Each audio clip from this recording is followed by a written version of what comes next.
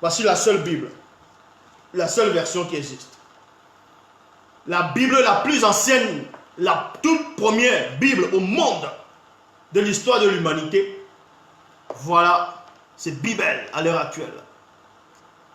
Certains me disent que quand ils vont commander Bible, c'est en rupture. Non, il y en a encore. À un moment, il y a eu une rupture. C'est revenu. Mais là, l'imprimant est encore en train de réimprimer parce qu'il y en a qui demandent.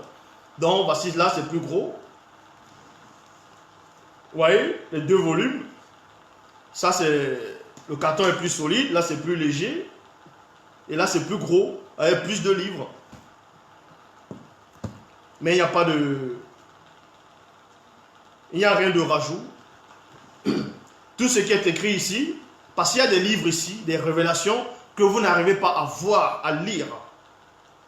Et dans Bible, le plus gros, là vous arrivez à voir ici.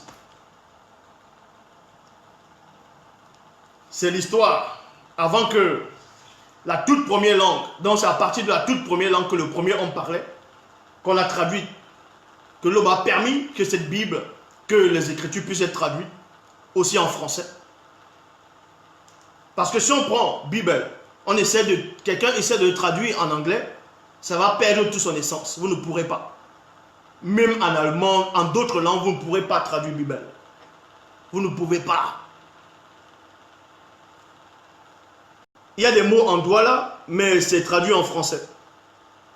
Les noms des patriarches, des prophètes, des apôtres, des anges, de ce qu'on appelle les anges, tout ça là, c'est en français, c'est en langue originelle, c'est en douala ancien. C'est en douala ancien. Le récit de l'humanité, de toutes choses, l'origine de tout, c'est dans Bible. Procurez-vous Bible. C'est les seules écritures avec la langue originelle, mais traduite en français. Parce que l'Oba a permis cela.